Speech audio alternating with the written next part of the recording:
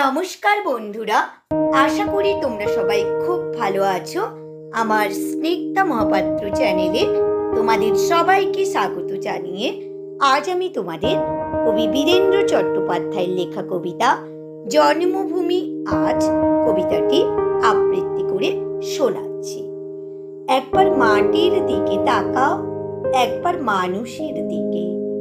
এখনো রাত শেষ হয়নি, অন্ধকার এখনো তোমার বুকের উপর। কঠিন পাথরের মতো তুমি নিঃশ্বাস নিতে পারছো না। মাথার উপর একটা ভয়ঙ্কর কালো আকাশ এখনো পাখির মতো থাবা উঁচিয়ে বসে আছে।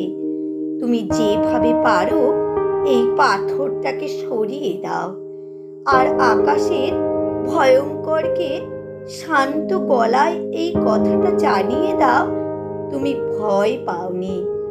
মাটি তো আগুনের মতো হবেই যদি তুমি ফসল ফলাতে না জানো। যদি তুমি বৃষ্টি আনার মন্ত্র ভুলে যাও, তোমার স্বদেশ তাহলে মরুভূমি।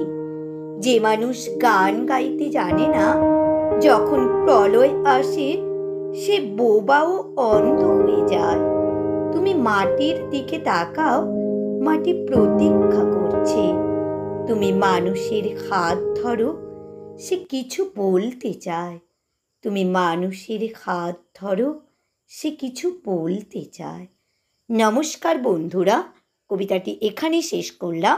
যদি আমার কবিতাটি ভালো লেগে থাকে, আমার চ্যানেলটি লাইক, কমেন্ট ও সাবস্ক্রাইব করে আমার পাশে থেকো।